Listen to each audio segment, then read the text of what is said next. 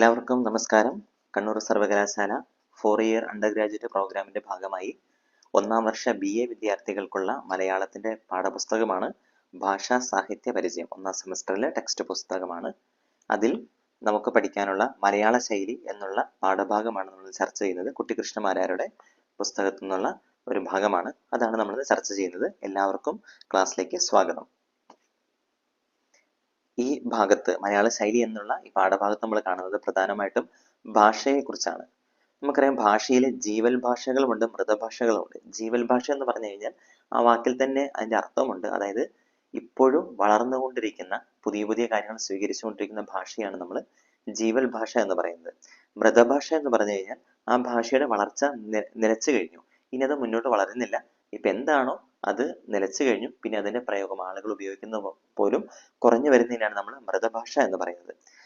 അതായത് ഇവിടെ വീണ്ടും കുട്ടിക്കൃഷ്ണമാരാര് പറയുന്നത് വളർന്നുകൊണ്ടിരിക്കുന്ന ഒരു ഭാഷയിൽ പുതിയ രീതികളും ശൈലികളും വന്നുകൊണ്ടിരിക്കും എന്നുള്ളതാണ്. അതായത് മൃതഭാഷയിൽ പുതിയതായിട്ട് ഒന്നിനും വരാൻ വേണ്ടിയിട്ടില്ല, മറിച്ച് വളർന്നുകൊണ്ടിരിക്കുന്ന ഒരു ഭാഷയാണെങ്കിൽ, ജീവൽ ഭാഷയാണെങ്കിൽ അതില് പുതിയ രീതികള് പുതിയ ശൈലികളെല്ലാം വന്നുകൊണ്ടിരിക്കുമെന്ന് കുട്ടിക്കൃഷ്ണമാരാര് പറയുകയാണ്.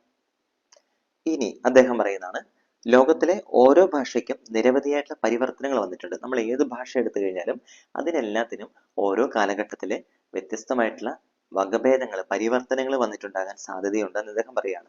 ഉദാഹരണമായിട്ട് അദ്ദേഹം പറയുന്നത്, പൂർവികരായിട്ടുള്ള മലയാളികൾ മലയാള ഭാഷയിൽ എഴുതിയ രാമചരിതം ഇന്ന് ഒരു സാധാരണ മലയാളിക്ക് മനസ്സിലാക്കാവുന്ന രീതിയിലുള്ളതല്ല എന്ന് അദ്ദേഹം പറയുകയാണ്. കാരണം ഭാഷയ്ക്ക് ആ ഒരു കാലത്ത് നിന്നും ഈ ഒരു കാലത്തിലേക്ക് എത്തിയപ്പോഴേക്കും അത്രയ്ക്കും ഒരു മാറ്റം വന്നിരിക്കുകയാണ്, അത്രയ്ക്കും ഒരു എന്താ പറയുക പരിവർത്തനം വന്നു പോയിരിക്കുകയാണ്. ആ രാമചരിതത്തിലെ 1ാമത്തെ പടലത്തിലെ 2 വരികൾ നമുക്ക് വായിച്ചു നോക്കാം.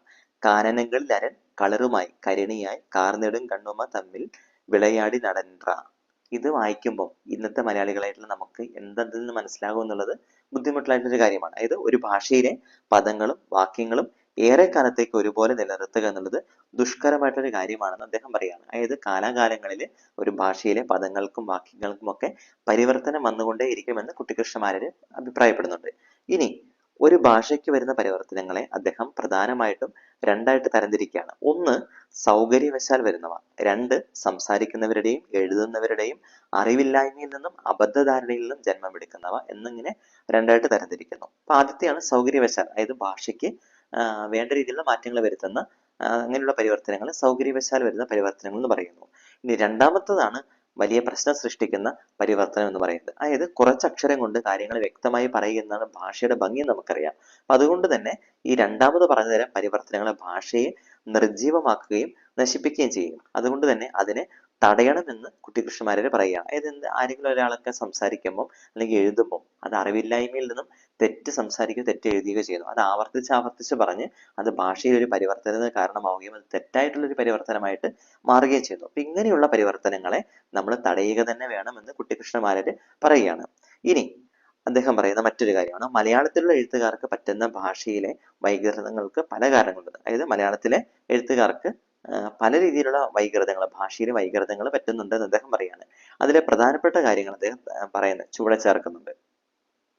അതായത് മലയാളത്തിലെ എഴുത്തുകാർക്ക് പറ്റുന്ന ഭാഷയിലെ വൈകൃതങ്ങൾക്ക് പല കാരണങ്ങളുണ്ടെന്ന് പറഞ്ഞതിന് ശേഷം അതിന്റെ പ്രധാനപ്പെട്ട കാര്യം കുട്ടിക്കൃഷ്ണമാരാര് ചൂണ്ടിക്കാണിക്കുകയാണ്. അതിതാണ്, ഇതര ഭാഷയിലെ പാണ്ഡിത്യം നേടിയവർക്ക് സ്വന്തം ഭാഷയുടെ നേർക്കുള്ള അനാദരമാണ് പ്രധാനപ്പെട്ട കാരണം എന്ന് പറയുന്നത്. അതായത് മറ്റു ഭാഷ, അതായത് ഇപ്പൊ മലയാളത്തിലെ ജനിച്ച് ജീവിച്ച ഒരാൾ മറ്റൊരു ഭാഷയിലെ പ്രാവീണ്യം നേടിക്കഴിയുമ്പോൾ, പാണ്ഡിത്യം നേടിക്കഴിയുമ്പോൾ അദ്ദേഹത്തിന്, ആ വ്യക്തിക്ക് സ്വന്തം ഭാഷയെ മലയാളത്തോട് തോന്നുന്ന അനാദരവാണ് മലയാളത്തിലുള്ള എഴുത്തുകാർക്ക് പറ്റുന്ന ഭാഷയിലെ വൈകൃതങ്ങൾക്ക് പ്രധാനപ്പെട്ട ഒരു കാരണമെന്ന് അദ്ദേഹം പറയുന്നത്. ഇനി പറയാണ്, ചിലർ സംസ്കൃതത്തെ കൂടുതൽ ആദരിക്കുന്നു, ചിലർ ഇംഗ്ലീഷിനെ കൂടുതൽ ആദരിക്കുന്നു. ഇങ്ങനെയുള്ള കൂട്ടർക്ക് സ്വന്തം ഭാഷയെ പറ്റി, മലയാള ഭാഷയെ പറ്റി വലിയ മതിപ്പൊന്നുമില്ല. ചിലപ്പോൾ സംസ്കൃതത്തെ ആകാം, അല്ലെങ്കിൽ ഇംഗ്ലീഷിനെ ആകാം വിലമതിക്കുന്നു. അതിനെ വിലമതിക്കണം, പക്ഷേ അതോടൊപ്പം എന്തുകൂടെ വേണം, സ്വന്തം ഭാഷയെ കൂടെ വിലമതിക്കണം. പക്ഷെ ഇങ്ങനെയുള്ള ആളുകൾ എന്താ ചെയ്യുന്നത്, അന്യഭാഷകളെ വിലമതിക്കും, സ്വന്തം ഭാഷയെ വിലമതിക്കാതെ തള്ളിക്കളയുകയും ചെയ്യുന്ന അവസ്ഥയാണ്. അപ്പൊ അതുകൊണ്ട് അവർ സ്വന്തം ഭാഷകളുടെ കഴിവുകളെയോ സ്വഭാവ വിശേഷണങ്ങളെയോ പഠിച്ചറിയാൻ ശ്രദ്ധിക്കുന്നില്ല. അതായത് മറ്റുള്ള ഭാഷയ്ക്ക് കൂടുതൽ പ്രാധാന്യം കൊടുക്കുകയും സ്വന്തം ഭാഷയിൽ മതിപ്പൊന്നും ഇല്ലാതിരിക്കുകയും ചെയ്യുന്നവര് സ്വന്തം ഭാഷയ്ക്കുള്ള കഴിവുകളെയും സ്വഭാവ വിശേഷങ്ങളൊക്കെ അറിയാൻ വേണ്ടിയിട്ട് ശ്രദ്ധിക്കുന്നേ ഇല്ല എന്ന് കുട്ടിക്കൃഷ്ണമാരാര് പറയുകയാണ്. അതായത് തങ്ങൾക്കെല്ലാം അറിയാമെന്ന അഹങ്കാരം അവർ താഴ്ത്തി വെക്കുന്നില്ല. അതായത് മലയാള ഭാഷയെക്കുറിച്ച് ഞങ്ങൾക്കെല്ലാം അറിയാമെന്നുള്ള അഹങ്കാരം അവർക്കുണ്ട്. പക്ഷേ ഭാഷയിൽ വരുന്ന മാറ്റങ്ങളെ കുറിച്ചൊക്കെ അവർ മനസ്സിലാക്കുന്നുമില്ല ഇങ്ങനെയുള്ള ആളുകൾ. ഇതുപോലെ തന്നെ മലയാളത്തിന് അത്ര മതി, അല്ലെങ്കിൽ മലയാളത്തിനെ അത്രയ്ക്കേ കൊള്ളൂ എന്നുള്ള അവജ്ഞ കൊണ്ട് പലരും ഈ നമ്മുടെ സ്വന്തം ഭാഷയുടെ വൈശിഷ്ട്യത്തിനെ ശ്രദ്ധിക്കാതെ അവർ പഠിച്ച മറ്റു ഭാഷകളെ രീതി പിടിച്ചാണ് മലയാളം എഴുതുന്നതെന്നും കുട്ടിക്കൃഷ്ണമാരുടെ പറയാണ്. എന്താ വെച്ചാൽ ഇങ്ങനെ നമ്മൾ ചിന്തിച്ചു നോക്കാം. അതായത് മലയാളത്തിലേക്ക് അത്ര മതി, നമ്മൾ പറയാറില്ലേ അത്രയൊക്കെ മതി എന്ന് പറഞ്ഞാൽ നമ്മൾ കുറച്ച് കാണിക്കുന്ന രീതിയിൽ, അത് മലയാളം വലിയ കാര്യമായിട്ടൊന്നും ഇല്ല, അതിനൊക്കെ അത്ര മതി, അല്ലെങ്കിൽ മലയാളമൊക്കെ അത്രയൊക്കെ ഉള്ളൂ എന്നുള്ള രീതിയിൽ ചില ആളുകൾ ചിന്തിച്ചുകൊണ്ട് അവജ്ഞ കൊണ്ട് സ്വന്തം ഭാഷയുടെ വൈശിഷ്ട്യത്തെ ശ്രദ്ധിക്കാതെ മറ്റുള്ള ഭാഷയുടെ ചൂട് പിടിച്ച്, അവർ പഠിച്ച മറ്റുള്ള ഭാഷയുടെ ചൂട് പിടിച്ചിട്ട് മലയാളം എഴുതാൻ വേണ്ടി ശ്രമിക്കുന്ന ചില ആളുകളുണ്ട്. അവരും മലയാള ഭാഷയുടെ ശൈലീഭംഗത്തിന് ഇടവരുത്തുന്ന ആളുകളാണെന്ന് കുട്ടിക്കൃഷ്ണമാരാര് ചൂണ്ടിക്കാണിക്കുകയാണ്. ഇങ്ങനെയുള്ള കൂട്ടരിലെ ഏറ്റവും പ്രധാനപ്പെട്ടത് ഇംഗ്ലീഷ് പണ്ഡിതന്മാരാണെന്ന് കുട്ടിക്കൃഷ്ണമാരാര് പറയുകയാണ്. അതായത് മലയാള ഭാഷ ഇനി അഭിവൃദ്ധിപ്പെടാൻ വേണ്ടിയിരിക്കുന്നത് ഇംഗ്ലീഷ് മുതലായ പാശ്ചാത്യ ഭാഷകളോട് ചേർന്നാണെന്ന് ഇങ്ങനെയുള്ള ആളുകൾ വകതിരിവില്ലാതെ ഇങ്ങനെ കരുതുകയാണ്. അതായത് മലയാള ഭാഷയ്ക്ക് സ്വന്തമായിട്ട് വളർന്നു വികസിക്കാൻ വേണ്ടി കഴിയില്ല, ഇംഗ്ലീഷ് മുതലായ പാശ്ചാത്യ ഭാഷകളുടെ മാത്രമേ മലയാള ഭാഷയ്ക്ക് വളർന്ന് വികസിക്കാൻ വേണ്ടിയിട്ട് കഴിയുകയുള്ളൂ എന്ന് ചില ഇംഗ്ലീഷ് പണ്ഡിതന്മാർ തെറ്റായ രീതിയിൽ ചിന്തിച്ചു വെച്ചിട്ടുണ്ട് എന്ന് കുട്ടിക്കൃഷ്ണമാരാര് പറയുന്നത്. അപ്പൊ അങ്ങനെയുള്ള ആളുകൾ വരുത്തിക്കൂട്ടുന്ന ചില ശൈലീഭംഗങ്ങൾക്ക് ഉദാഹരണങ്ങൾ അദ്ദേഹം പാഠപുസ്തകത്തിൽ ചേർത്തിട്ടുണ്ട്. അതായത് എങ്ങനെയുള്ള ആളുകൾ, അതായത് ഇംഗ്ലീഷിന് കൂടുതൽ പ്രാധാന്യം കൊടുക്കുകയും മലയാള ഭാഷ ഇനി അഭിവൃദ്ധിപ്പെടാനിരിക്കുന്നത് ഇംഗ്ലീഷ് മുതലായ പാശ്ചാത്യ ഭാഷകളോട് ചേർന്നാണെന്ന് വകതിരിവില്ലാതെ കരുതുകയും ചെയ്യുന്ന ആളുകൾ വരുത്തിക്കൂട്ടുന്ന ചില ശൈലീഭംഗങ്ങൾ കുട്ടിക്കൃഷ്ണമാരാര് ഉദാഹരണ സഹിതം വ്യക്തമാക്കുകയാണ്. ആ കാര്യങ്ങൾ നമുക്ക് നോക്കാം. ഏകദേശം ഒരു 6 കാര്യങ്ങളുണ്ട്.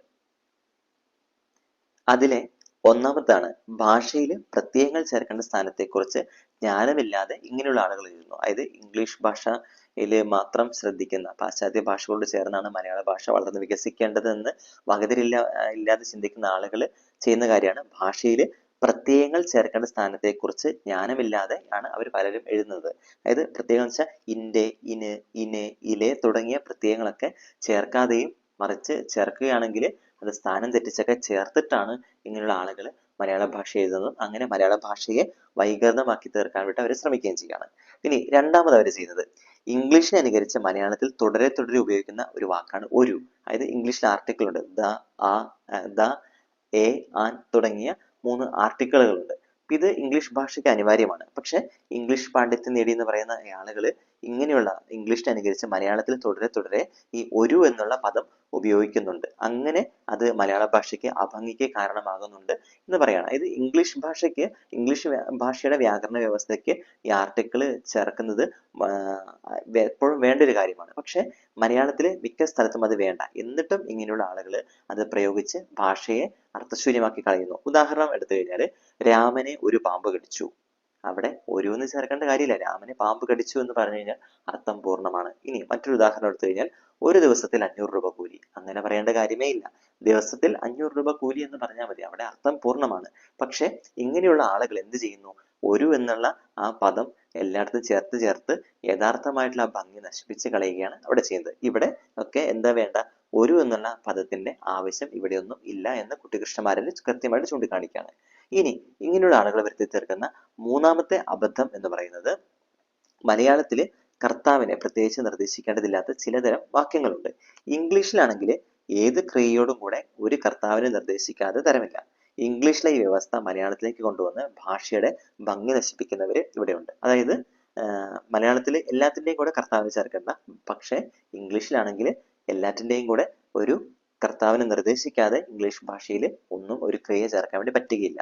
അതേ ഈ നിയമം തന്നെ മലയാളത്തിലേക്ക് എടുത്തുകൊണ്ട് വന്ന് ഇങ്ങനെയുള്ള ആളുകൾ ഭാഷയുടെ ഭംഗി നശിപ്പിക്കുന്നു എന്ന് കുട്ടിക്കൃഷ്ണമാരാര് പറയുകയാണ്. ഉദാഹരണമായിട്ട് ആ പഴയ വീടിന് ചുറ്റും ഇപ്പോഴും കുറെ വാഴകൾ നിൽക്കുന്നത് ഒരു സന്ദർശകന് കാണാം.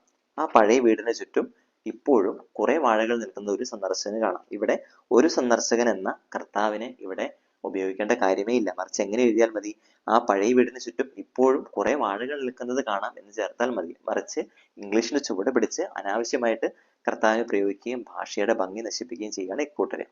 ഇനി ഇക്കൂട്ടര് ചെയ്യുന്ന നാലാമത്തെ അബദ്ധം എന്ന് പറയുന്നത് ഉറങ്ങുക, വേദനിക്കുക, വിശക്കുക, മുഷിയുക, വെറുക്കുക, തോന്നുക ഇങ്ങനെയുള്ള ക്രിയകൾ കർത്താവിനെ ചേർക്കാതെ തന്നെ നടക്കുന്ന ക്രിയകളാണ് മലയാളത്തില്.